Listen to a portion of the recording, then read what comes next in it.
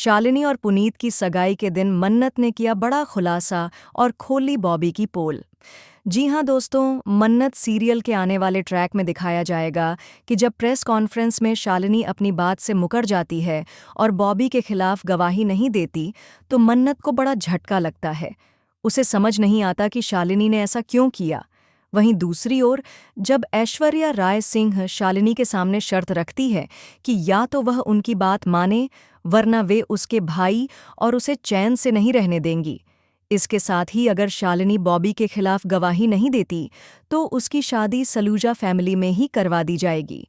इसके बाद ऐश्वर्या राय सिंह पूरी मीडिया के सामने पुनीत और शालिनी की शादी की घोषणा कर देती हैं, जिसे सुनकर मन्नत और शालिनी दोनों के होश उड़ जाते हैं, लेकिन वे कुछ कर नहीं पातीं।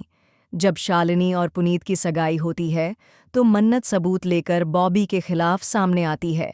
इसी दौरान वह विक्रांत को भी यकीन दिलाने की कोशिश करती है कि वह जो कह रही है वह सच है। जब पुनीत को पूरी सच्चाई का पता चलता है, तो वह अंदर से टूट जाता है और बॉबी पर बेहद नाराज हो जाता है। उसे समझ नहीं आता कि उसके पिता इतनी नीच हरकत कैसे कर सकते हैं। उसकी वजह से पूरा परिवार मुसीबत में फंस गया है। गुस्से में वह बॉबी से कहता है, मुझे यकीन नहीं हो रहा कि आप ही असली गुनहगार निकले। मैंने आपके लिए लड़ाई लड़ी, यहाँ तक कि मैं शालिनी से शादी करने को भी तैयार हो गया, लेकिन आपने मेरा विश्वास तोड़ दिया। वहीं मन्नत पुनीत को समझाती है कि इसमें उसकी कोई गलती नहीं है, क्योंकि एक बेटे का फर्ज होता है अपने पिता का साथ देना।